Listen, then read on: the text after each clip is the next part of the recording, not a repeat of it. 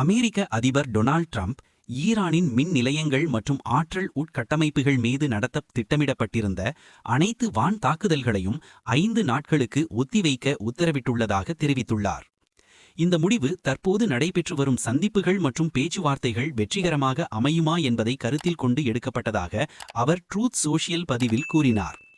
கடந்த 2 நாட்களாக வாஷிங்டன் மற்றும் தெஹ்ரான் இடையே மத்திய கிழக்கில் நிலவும் விரோதங்களை முழுமையாக தீர்க்கும் நோக்கில் மிகச் சிறந்த மற்றும் பயனுள்ள பேச்சுவார்த்தைகள் நடைபெற்றதாக ட்ரம்ப் தெரிவித்தார்.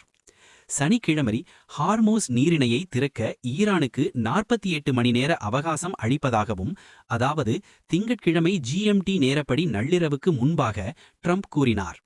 உலகளாவிய எண்ணெய் மற்றும் திரவ இயற்கை எரிவாயு விநியோகத்தின் சுமார் 1/5 பங்கு இந்த முக்கிய நீர் வழியாக கடத்தப்படுகிறது.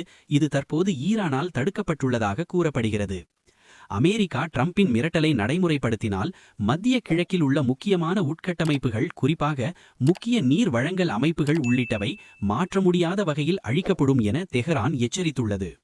மேலும் அமெரிக்க இராணுவ தளங்களுக்கு மின்சாரம் வழங்கும் பகுதிகளில் உள்ள மின் நிலையங்களையும், அதோடு அமெரிக்கர்கள் பங்கு கொண்டுள்ள பொருளாதாரம், தொழில் மற்றும் ஆற்றல் உட்கட்டமைப்புகளையும் தாக்குவோம் என்று ஈரான் தெரிவித்துள்ளது.